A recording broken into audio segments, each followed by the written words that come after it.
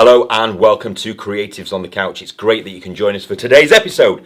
You might notice it's a little bit different for this one. My gorgeous TV wife Monique cannot be with us today, so it's just me, myself and I, but it's fine. Now joining me on today's episode is a gorgeous, beautiful and insanely talented actress and director and scriptwriter. This is Tricia Sammy Rose. Hello. I'm so glad that you are finally here. It's taken me long enough to get you here. I know, I'm so excited. Are you alright? I'm fantastic. How was Blackpool this morning? It's really, really good. Yeah. I was just so excited to come here this morning and see you. Oh, bless you. No, it's really nice to have you here. Thank you. We're going to go right the way through careers and just have a bit of a giggle, because me and you just seem to laugh all the time when we're together. All the time. It's like soulmates. We should be. No, I agree. Yeah, let's do it. Let's make a pact. Let's. Soulmates. Damn what people say! Yes. So, you've been in this business a very long time, haven't you? I have, absolutely. Yeah, don't suffer fools gladly. No, absolutely not. Good. I wanted to be an actor from childhood. It's Yep. all I ever wanted to do. So I grew up in Zambia. And so the culture there is completely different from here. In what sense? It's, my parents were literally, acting's not work. You've got to. Get a trade! Yeah, Be an electrician! Yeah, it was all about, getting an education. Always make sure you have an education. The acting thing was just not a thing. Okay. The amount of trouble that I got in as a kid to go and do auditions or go and do shows, sneaking from home and not telling my parents. Stop it. The amount of punishment that I got Oh. until they ended up realizing that, oh my gosh, she just loves, she wants to be an actor. That's what she wants to do. Yeah. They rolled their eyes. Yeah. At it. Are they still rolling their eyes? I think they're over it now. I Okay. think, yeah, they've kind of got to grips with it. Wow. But it's something I always wanted to do.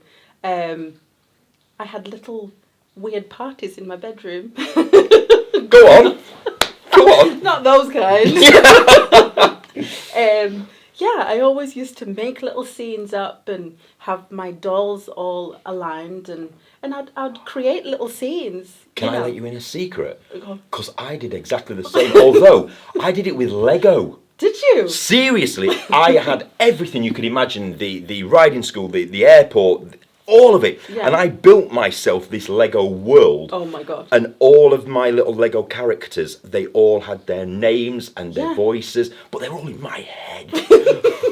They were there. And so I created this soap opera. Yeah. And I sat in the middle of it with all this world around me. Oh my God. And we had shows. I burnt buildings down. I blew things up. Tornadoes ripped through it. Seriously screwed up. Oh, are we okay, or is it art? It turned into a Banksy. Seriously. But no, I've never met anyone who did the same as that. Absolutely. It's almost as if I had this repressed closet Yes. yearning for wanting to be an artist, and because nobody was supporting me and hearing me, I just did all these things that were regarded as a bit weird. I love that. And I got comfortable with being weird. You see, I still play with Lego now. There's some in the dressing room here. I've given up on creating little fake scenes with my dolls. You just build real ones now. I build real ones now. So Absolutely. when did you leave and come here? I came to the UK in 1997, so I was 17. Okay. My dad is from England, but all my dad's side of the family are English. Okay. And my mum's family are Zambian. So I had been to the UK before prior, but I just didn't live here. Right. It was a huge cultural shock, but it was amazing because there were so many opportunities here and so much freedom, and I could be the you could artist. be free. Yeah, I could. People didn't judge that. You wanted to do drama, even at school, university. They kind of like nurture you to major in what it is that you're good at. Yes. Whereas where I came from, it was like that. No, well, you have to. What did they want you to be? Lawyer, doctor. Okay. Yeah. accountant. Yeah. I'm no good with a calculator, let alone adding things up. I was an artist. I just was not an academic. Yeah. And it doesn't matter how much, I was forced to do that. It wasn't going to work, And I'm a mom, and I nurtured my children that way. It was like, we all can't be the same. Yes. I have 2 of my children who are academics, and one I never ever in the whole 24 years have had homework.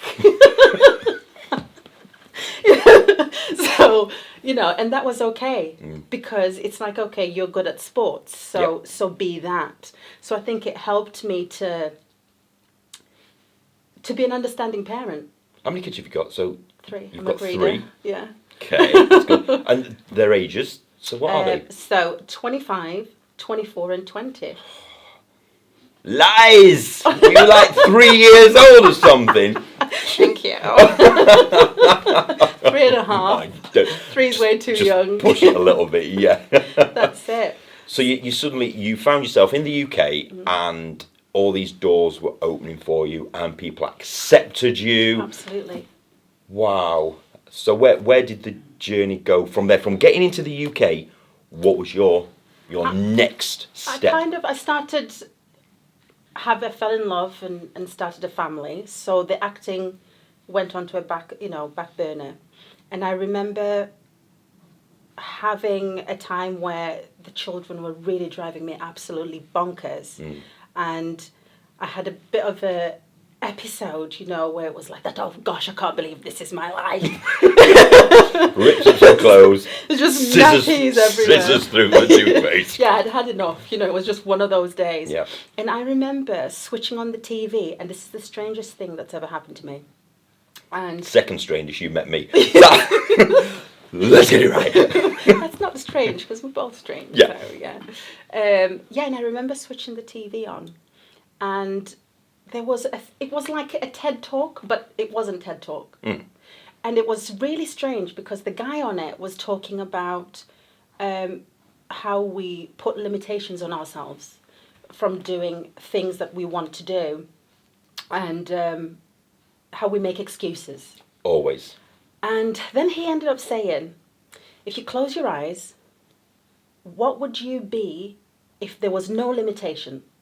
If there was nothing that was stopping you, what would you be? And it doesn't matter how crazy it is.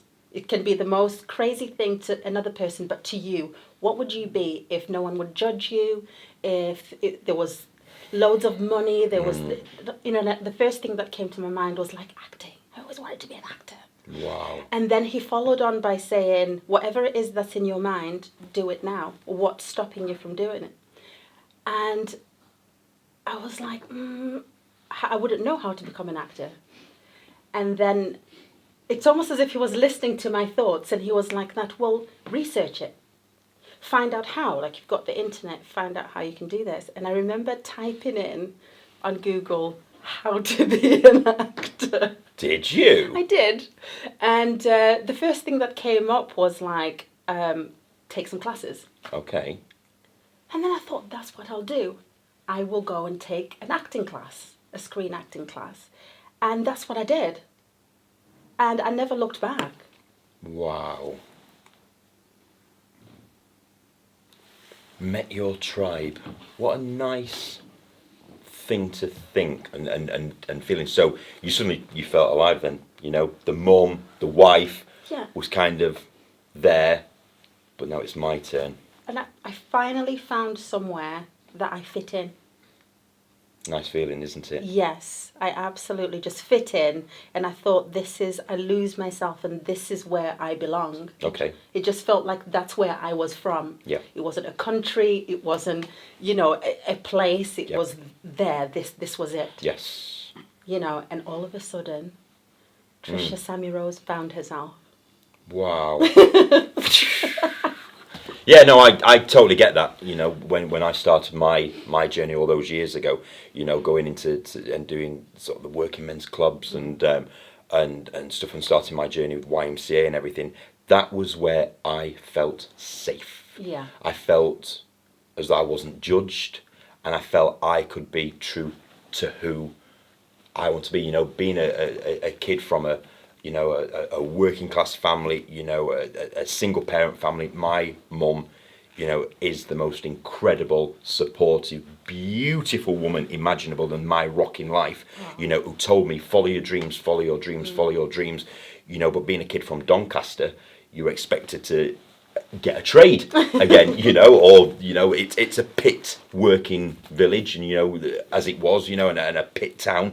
I'm a proud Doncaster lad, but there was a burning inside of me. There was something more that wanted to get out. And so, yeah, I know that feeling of that moment when you walk on a stage or anything and think, yeah, I belong here. I can picture you in a gorgeous tradesman outfit.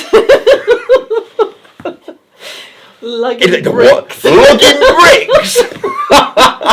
Well, you know how much I love DIY. I should realistically have my own DIY show for building things. I built a stream in lockdown on a pond, but you've got me in a tradesman outfit in your mind. You're a monster. Listen, anything you put your mind to, you can do it. Absolutely, absolutely. So from there, obviously, you write, you direct, you act. You know, you're like a triple threat. I've just got this vision of me carrying bricks now. It's like grand designs. Here we go. I think that there's a show in that. Yeah, absolutely. Shall we do it? In heels. Do it. Always. So then, obviously, you started getting more and more roles and things like that. So where was it? Stage, television, film? Yes, theatre. I did theatre. I did a lot of theatre to start out with, which is really, really good because I was just starting out and I felt like theatre is where you need to be there because the pressure's there. Yes. It's live. The audience, that buzz, the lights, that sound. It is. So it's I felt magic. like I threw myself in the deep end. Okay. So it frightened me half to death, but it exhilarated me at the same time. Yeah. So I absolutely loved that. I did a lot of fringe. Okay, yeah. You know, what theatre. Way to learn. Loved it. Absolutely loved it. I learned to fail forward. I learned to make mistakes. I learned to be strong within the industry. Yes, yeah. And, you know, we all make mistakes. Yeah. Tricia, we all do stuff. And, you know, it takes a real man to apologise. Absolutely. As you know. Yes. And, you know, there is not one person watching this, not one person out there who can hold their hands up and say, well, I haven't made a mistake. No. But it's how you come through it and it's what you learn from that situation. Absolutely. And build a bridge and get over it, which we're going to talk about in a minute. I'm going to go and build that bridge with my bricks that you've put me in. Proper tradie here. Rah! We'll be back in 2 minutes on Creatives on the Couch. Go and put the kettle on. I'll see you in 2 minutes. Welcome back to Creatives on the Couch with me, Reese Ryan. And joining me today is the gorgeous Tricia Sammy Rose. Hi. Hello, darling. You do look gorgeous. I'm loving this. You've been shedding everywhere. There's feathers been dropping everywhere. Do you know what? I've had so many dramatics with this outfit. It's like you've flown through a flock of blackbirds on the way from Blackpool. Well, and I thought to myself, do you know what? I wouldn't be me if I didn't try Absolutely. and rock this. I love it. Now, you've just come out of a massive film that is going to be released very, very soon. How did you find that? How was the leading man in that one? I wonder. Was he all right? He was phenomenal. Was he? Yeah. He's got the same name as you. Seriously? What a coincidence that one is. No, the day we met, do you remember that? You were stood in that alleyway and... Oh, yeah? So, yeah, the day we met, I got out of the car, didn't I? And obviously we'd never met before. And I think I just looked at you and fell head over heels in love with you. Instantly. Sometimes you just get that feeling and we just click from day one. Absolutely. And you hated my character, didn't you? Oh, absolutely. Hated it with vengeance. I did. Goodness, the way you looked at me. Well, I had to literally get into character for that. The chemistry between us was phenomenal. Yeah. I think, you know, I'd literally felt like I'd known you my whole life. We just straight away clicked. The characters clicked. Yeah. And that tension. Yeah. Sexual tension. That's what he says. Sounds good, that is. Sexual tension. Yeah. Absolutely. Yeah. it was just palpable, wasn't it? Just I that. loved doing those scenes with you. Absolutely. Wow, very gripping. Gripping. Yeah. And you also made it easy for me to act. I wasn't acting. You know, you literally, you know this. There's nothing worse than going on set and then having your co-star, you know, when you're dragging. Yep. And then just now and again, you just have this bounce Yes. of tennis. Yeah. And all of a sudden, you're like in this world and it's real. Yeah, it was. And I think the way that Natasha looked at Adam, Absolutely. you know, that you wanted to rip my throat out and I just wanted to rip your clothes off, it was just... It was really good. Yeah, and I think we created something quite special with that, which hopefully the audiences are going to really enjoy. Well, certainly enjoyed playing that character. Yeah. One of my favourites. Seriously? Yes, one of my favourites to date. Yeah, yes. no, I completely agree. You know how I feel about the movie. Yeah. And what we created through Boarhog. And, you know, being Adam has been one of the highlights of my entire life. But that's only possible by working with amazing people, you know, sharing the screen with you, with Nicola, with Tom. Yeah. You know, look at what myself and B created as well. You know, and I think we became such a unit, didn't we? Did, yes. That it created magic. Absolutely. It really did. So, You stole the show. Did I? As per usual, yeah. Well, you know, they throw me into these things, so to be rude not I wanted to steal the show. You wanted to. I was like, well, I'm the star of the show today. Yeah, absolutely. I'll just stand in the background. Yes, but no, it was good, and you know, you have got that that magnetic energy. You know, there's something about you that makes like me want to be a better person. You know, I've found a lot of strength from you. So yeah. Do you want me to cry on Yeah, TV? No. But, yeah, people must tell you all the time, but you are a very, very special person. You know, so I hope you know that you are very talented. Thank you. So, you know, aside from that, you know, you've got other stuff coming up as well, haven't you? What else is coming up? Well, where do we start with this one? Oh, okay. So where else? So yeah, what else is happening? So I have a feature film coming up called A Road to Redemption. Okay. It's a film about trafficking. Right. This story is partly a true story. Right. Okay. It's one of the saddest stories I've ever heard in my life. Mm-hmm. But it was also one of the most inspiring stories I'd ever heard. And I was blessed enough to meet a person that something like that has happened to. Okay. And it made me really sad, and I feel proud to be able to tell this story.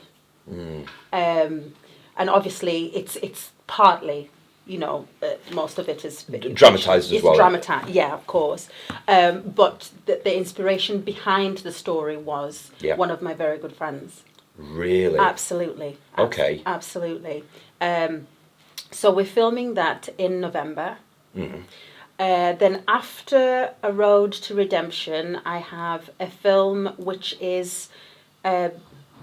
I'm writing it at the moment, Stalker, nearly at the back end of it, feature film. It sounds like a psycho.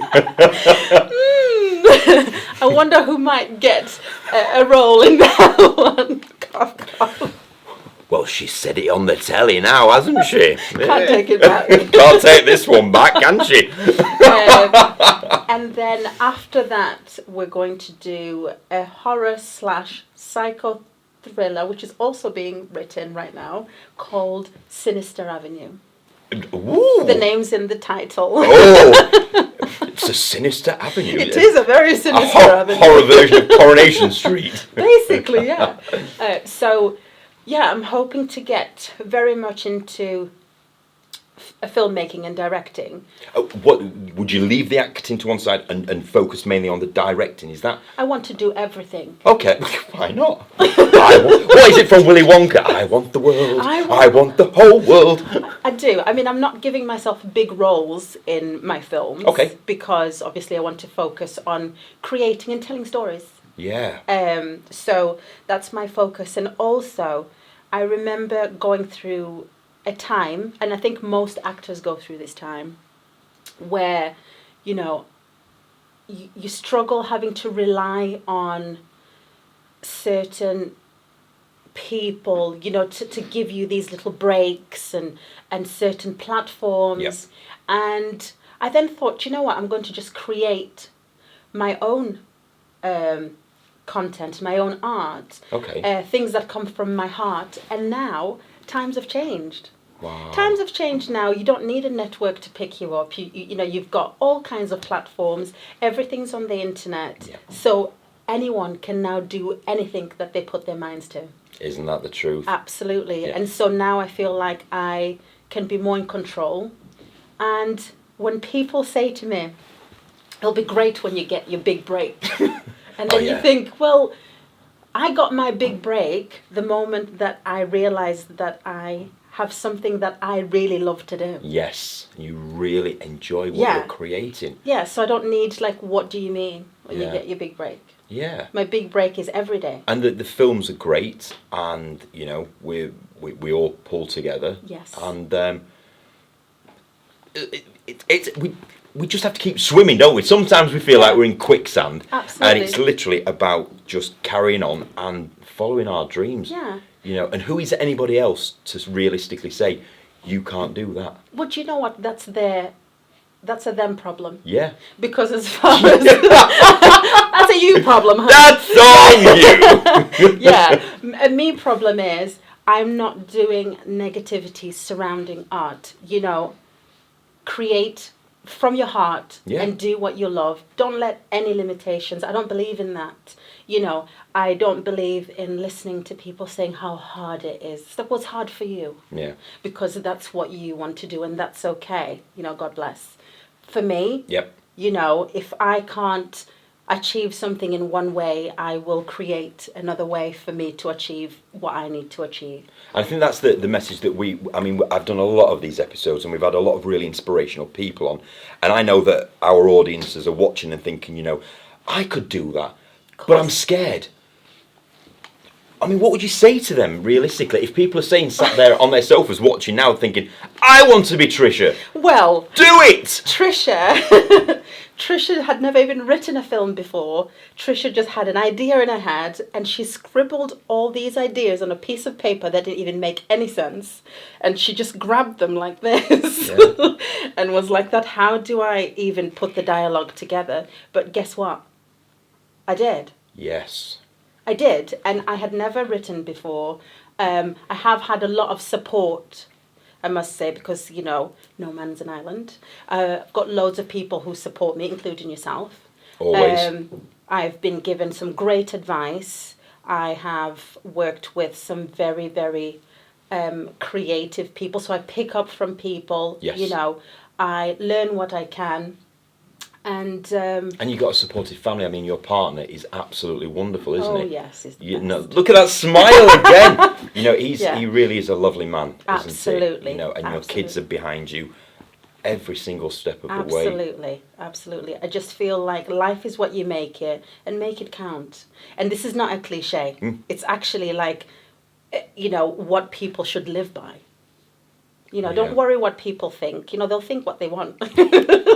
You can't sway somebody to like you if they don't. You can't sway someone to think that what you're doing is funny, or you're not good at it, or you know, you're not pretty enough, you're not this. You're not going to stop people from thinking what they're thinking. You have to believe in yourself, and you have to strongly and confidently just make your own path. You have. I think my grandmother always used to say to me, what somebody else thinks of you is none of your business. Absolutely. And I quite like that, and I've taken that on board recently, and you know, you grow from it. You just have to.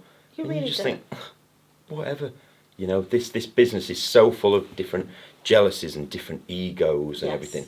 But then occasionally you come across a true, genuine, Yeah. nice person like yourself who is doing it from a good place, you know, and wants to make people's lives better and wants to enhance people's lives, Yeah. you know, and that's all testament to you and your life and your children and your partner as well. And I learned, I've not been a saint. You know, I had to learn the hard way to drop my ego. Yeah. You know, so there isn't an actor who hasn't gone through that egotistical stage where it's all about you, and then you grow from it. You know, I've learned to be like that. Get your ego out the way, you know, and create. Stop worrying. It doesn't matter about anything else. So if people want to find out more about you and see what you're about and what projects you've got coming out, you know, you're on all the social media handles. I am. So I'm on IMBD as Tricia Sammy Rose. I am on Facebook, Instagram, but not on Twitter. No. I don't know why I don't tweet. Well, you've got an amazing journey ahead of you. Yes. You know, you've got these films coming up. You know, we're going to be working together loads. Of course. Yes. So I'm just so glad that you came on my show. Thank you. I'm so thankful. So much for being here. For having me. Adore you. Hope you've enjoyed this episode of Creatives on the Couch, and I will see you next time. Take care. Bye-bye for now.